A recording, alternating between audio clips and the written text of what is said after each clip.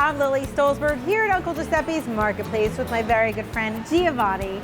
And we're making kind of like an Italian staple, I would say. That's right. Something everybody loves. Tomato bruschetta.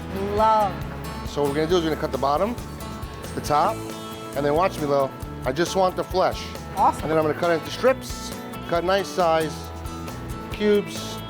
I'm gonna take this, I'm gonna throw it right into the bowl. We're just gonna use, maybe not even all of this. We're just gonna cut it.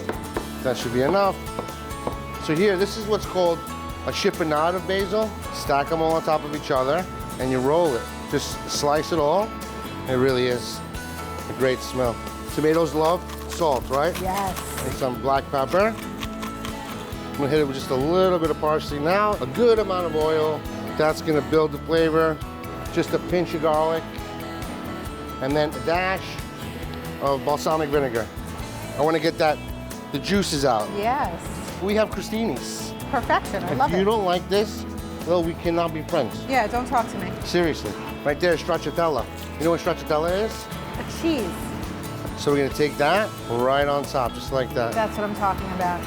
And then just to bring it up a little bit more, Balsamic glaze. balsamic glaze. And that's tomato bruschetta, Lil. That's how you do it. So if you'd like to try this at home, head to newsfelt.com and you'll find the recipe there. I am making this. You should, you really should. Delicious. Thank you. Thank you, Lil.